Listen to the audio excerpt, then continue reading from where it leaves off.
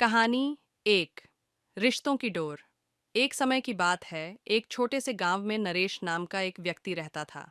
उसकी उम्र 50 के करीब थी और उसने अपने जीवन में कई उतार चढ़ाव देखे थे। उसकी पत्नी सुमित्रा एक सच्ची जीवन साथी थी। दोनों के दो बेटे थे, राजू और पंकज। राजू और पंकज बड़े होने के साथ साथ अपने अपने काम में व्यस्त हो गए थे। राजू एक अच्छे शहर में नौकरी करता था और पंकज अपने पिता के साथ खेती का काम देखता था। समय बीतता गया और नरेश की तबीयत भी ढलने लगी। उसने सोचा कि अब समय आ गया है कि वह अपनी जमीन और संपत्ति का बंटवारा कर दे, ताकि उसके बच्चों को कोई समस्या न हो। नरेश ने अपने बेटों को बुलाया और बताया कि वह अपनी संपत्ति को बराबर बांटना चाहता है।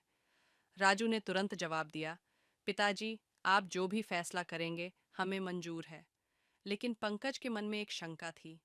वह सोचने लगा कि यदि उसके पिता ने जमीन का बंटवारा कर दिया तो शायद उसे उतनी जमीन नहीं मिलेगी जितनी वह चाहता है। उसकी यह शंका जल्द ही उसके मन को घेरने लगी और उसने अपने पिता से बात किए बिना ही गांव में लोगों से सलाह लेनी शुरू कर दी।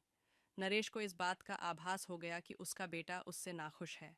उसने एक रात पंकज को अपने पास बुलाया और उसे बात की।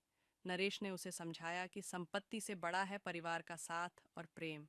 उन्होंने उसे बताया कि रिश्तों की डोर बहुत नाजुक होती है और संपत्ति के झगड़े से यह डोर टूट सकती है।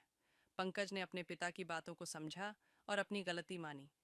कुछ समय बाद नरेश ने बिना किसी बंटवारे के अपने बेटों को एक साथ रहने का प्रस्ताव दिया।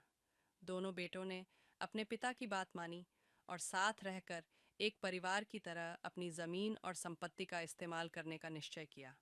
इस तरह नरेश ने अपनी जिंदगी के अंतिम वर्षों में अपने परिवार को एकता और प्रेम का महत्व सिखाया।